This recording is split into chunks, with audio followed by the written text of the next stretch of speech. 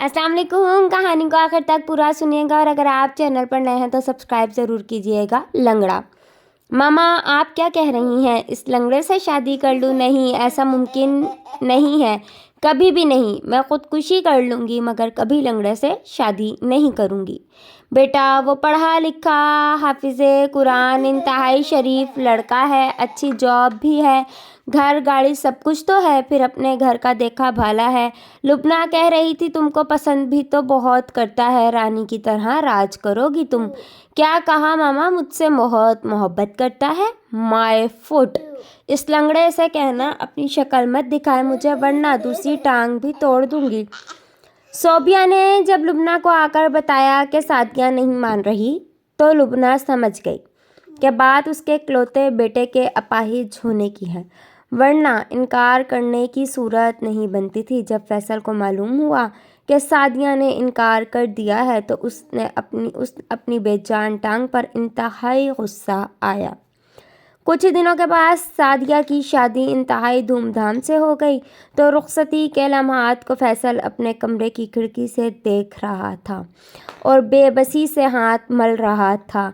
चले ना नदीम, कहीं घूमने चलते हैं, मेरा बहुत दिल कर रहा है।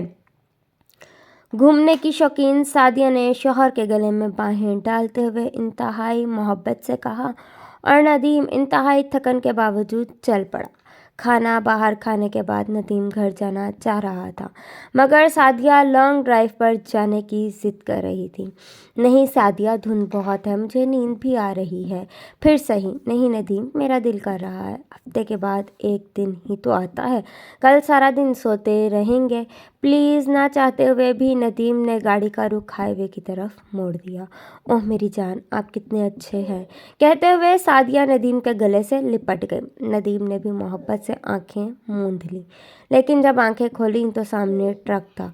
फुल स्टीयरिंग घुमाने के बावजूद भी गाड़ी पूरी ताकत से ट्रक से जा टकराई। अस्पताल में नीम बेहोशी की हालत में सादिया ने आंखें खोली तो वालदा, चची, लुबना और फैसल को खड़े पाया। नदीम कहाँ है? मम्मा नदीम कहाँ है? बेटा उसकी हालत बहुत ख़राब है, ऑपरेशन हो रहा है। क्या कहा मम्मा? ऑपरेशन? मुझे ले चले, मैंने नदीम के पास जाना है। इतने में डॉक्टर ने दरवाज़ा खोला और कहा नदीम की हालत अब खतरे से बाहर है मगर टांगों की ये बुरी तरह से कुचले जाने के बाद नदीम की टांगें काटना पड़ी हैं। सादिया ने जब यह सुना तो एक झुमाका सा हुआ उसके कानों में। लंगड़ा? इस लंगड़े के लिए मैं ही रह गई हूँ। या अल्लाह मुझे माफ़ फरमा दे, मेरे गुनाहों की सज़ा नदीम को क्यों मिली?